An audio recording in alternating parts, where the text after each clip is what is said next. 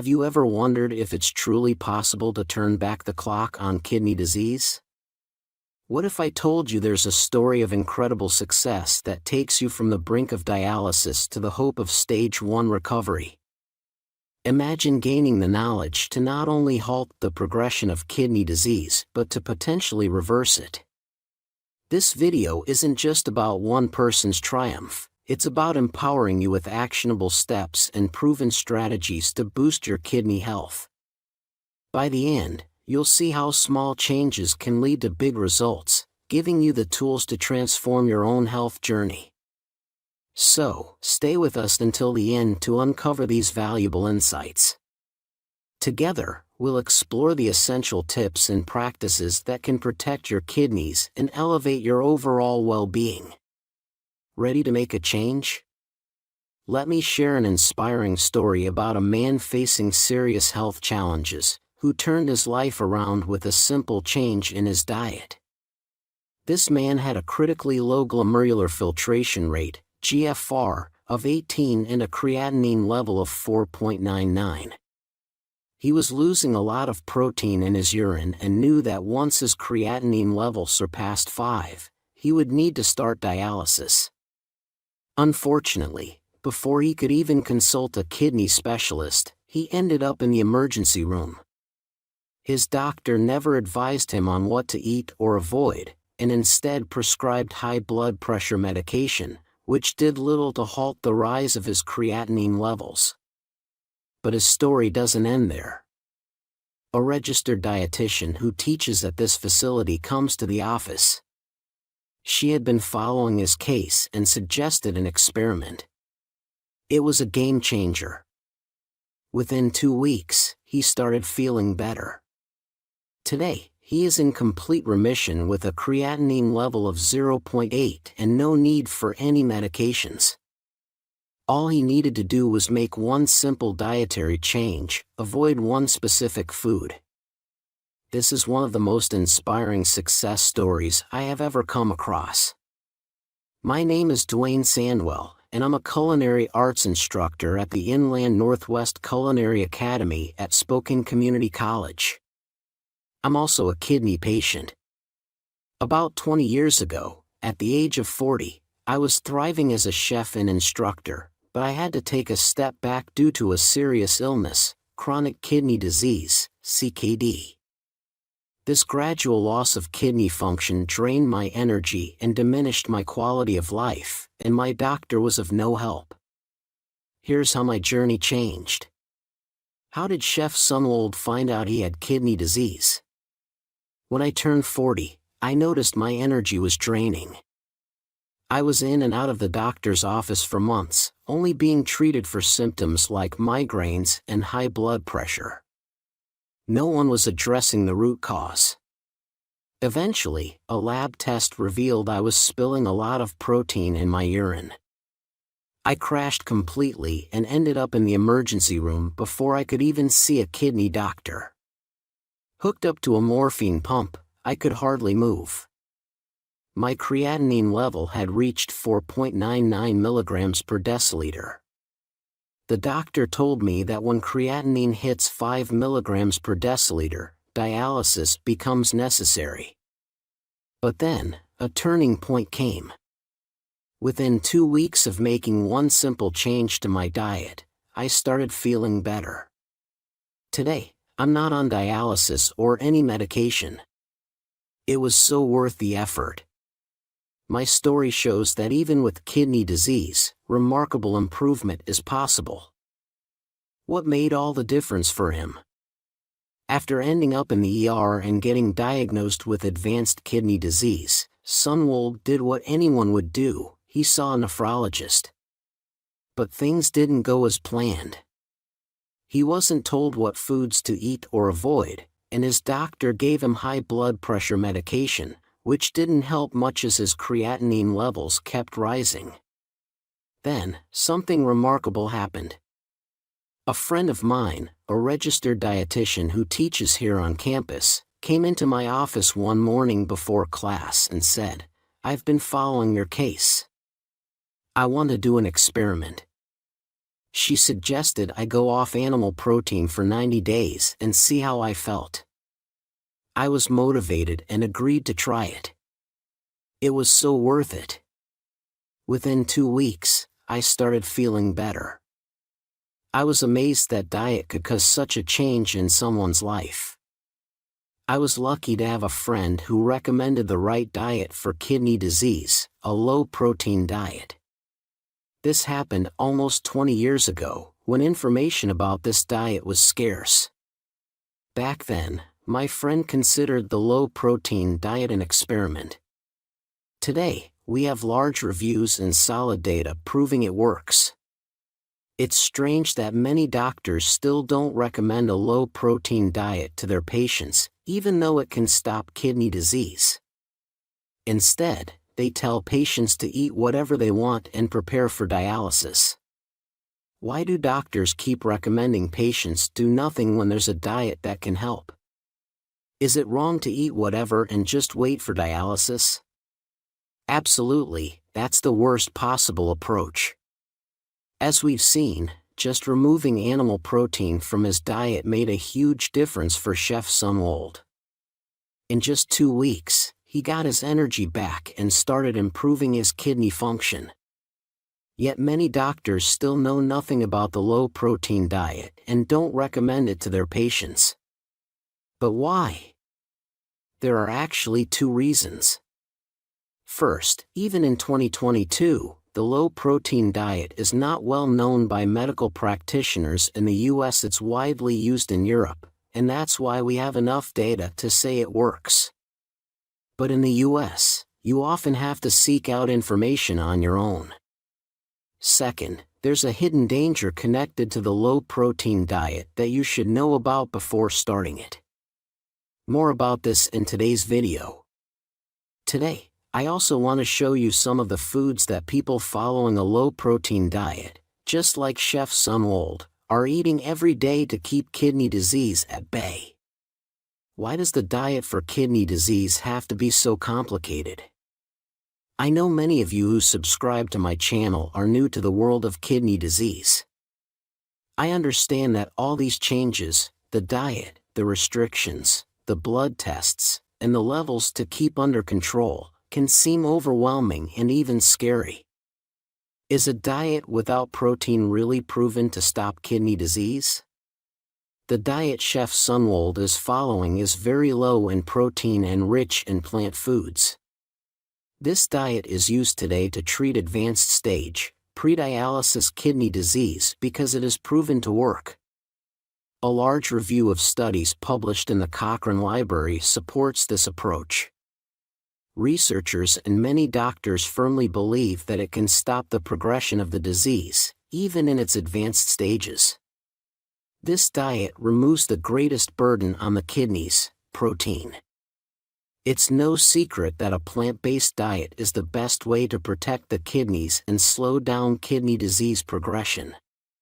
Plant foods are not rich in protein, but they are packed with essential nutrients. Is removing animal protein all we need to stop kidney disease? The understanding of the low-protein diet, which halts kidney disease, has made significant strides in the past 20 years. We now know facts about this diet that weren't even considered 2 decades ago. This progress is crucial. Today, the world's top nephrologists recommend patients follow an even more restrictive diet than what Chef Sunwold was doing back then. What foods are always allowed in a diet that actually stops kidney disease? In a diet that aims to stop kidney disease, all vegetables and fruits suitable for a renal diet are welcome. The only exception is legumes, nuts, and seeds, as they contain some protein, but they can still be enjoyed in very small amounts. High-fat foods such as vegetable oils, olive oil, olives, flax seeds, and chia seeds are highly recommended. If you have your potassium levels under control, you can also add avocado and coconut as healthy fat sources. In some cases, even low-sodium dressings and mayonnaise may be acceptable. What foods should you always avoid in a diet that supports kidney health? High-protein foods should be completely avoided in this diet. This includes all kinds of meat and fish, as well as eggs and dairy. From what we've learned, meat is particularly detrimental to kidney health. The goal here is to keep protein intake very, very low. However, there is a hidden danger. Protein is an essential nutrient for the body. While the kidneys are damaged by it, the rest of your body needs protein to survive. How can you avoid the danger linked to the diet that stops kidney disease? In a diet that stops kidney disease, there's one crucial supplement you absolutely need to take to avoid the danger of malnutrition: keto analogs of amino acids. Very low-protein diets are always paired with this supplementation because, while your kidneys struggle to break down protein into amino acids, your body still needs those amino acids. Thankfully, researchers have discovered a way to get these essential amino acids without harming the kidneys. By using these special amino acids, you can enjoy the benefits of a low-protein diet and avoid malnutrition. I know the very low-protein treatment is a huge topic, and we've only scratched the surface today. That's why I've made a whole series to dive deeper. Food to reduce inflammation and kidney repair fast. In this video I'll show you 3 powerful ways to fight and reduce the inflammation in your body and to repair the damage it causes to your kidneys. With the right diet and home remedies, you can solve this problem and give your kidneys the best chance to recover. To do this, we need first to know our enemy a little bit better. So, question: what is inflammation? Inflammation is your body's natural defense mechanism, a response triggered by injuries or invaders. Imagine it as your body's way of protecting itself. It's something we all experience. When you bump your knee, cut your finger, or even catch a cold, your immune system springs into action. It sends out white blood cells to surround and shield the area, causing visible redness and swelling. This process is vital for healing. However, inflammation can become problematic when it turns against your own cells. There are 2 types, acute and chronic.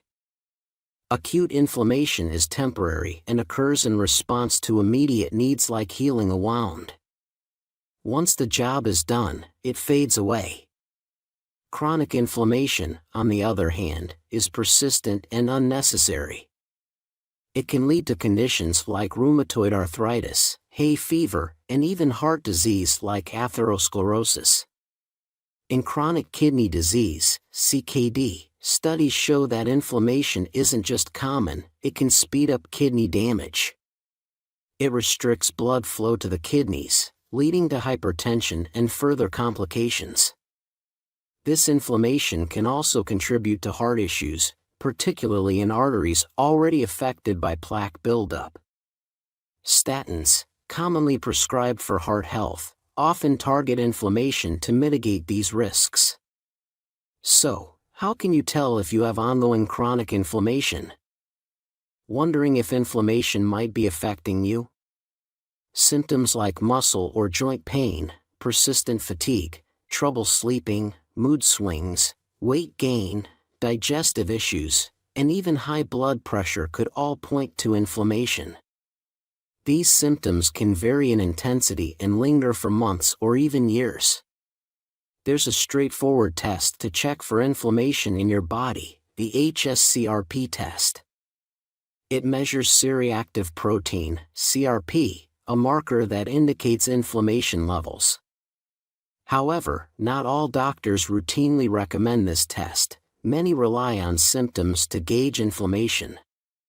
Interestingly, these symptoms are quite common among people with kidney disease. Why is chronic inflammation so common in CKD? There are several reasons specific to CKD patients, such as anemia, which often occurs even in the early stages, and uremia, where excess waste builds up in the blood. poor nutrition plays a crucial role too. I'll explain how to address this shortly. Additionally, infections related to dialysis access or gum disease contribute significantly to inflammation. These conditions are prevalent and each can trigger inflammation. But there are also broader factors affecting both CKD and non-CKD individuals, like lingering infections, exposure to toxins and pollutants, sleep troubles, lack of exercise, and obesity. Understanding these causes guides us in treating and preventing inflammation effectively. It's vital to manage any existing conditions closely. Malnutrition is particularly linked to chronic inflammation in CKD. Many CKD patients face eating challenges, especially regarding protein intake. It's a delicate balance. Too much can strain the kidneys, while too little risks malnutrition and related issues. Now, let's focus on the most effective steps to reduce inflammation. First and foremost, avoid inflammatory foods. Your diet plays a crucial role in managing inflammation. It's essential to avoid foods that can trigger it, such as processed meats, deep-fried items, and high-fat foods. These are packed with saturated fats and trans fats, known to inflame fat tissues. Everyday staples like pizza, cheese, red meats, and pasta dishes are common sources of these fats. Steer clear of fast food, fried snacks, frozen breakfast items, cookies, and donuts. They're not just high in unhealthy fats but also rich in omega-6 fatty acids. While our bodies need a balance of omega-6 and omega-3s, excess omega-6 from junk food can prompt pro-inflammatory chemicals, offsetting the benefits of omega-3s that many people lack. Refined sugar is another culprit. It's linked to obesity, diabetes, and heart disease, and can trigger the release of inflammatory agents called cytokines, as noted by the American Journal of Clinical Nutrition. And don't forget refined carbohydrates. They're highly inflammatory, especially when consumed excessively, posing risks for those managing diabetes.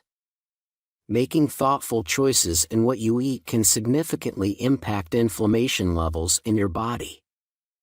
Alongside obvious unhealthy foods, there are hidden dangers to watch out for.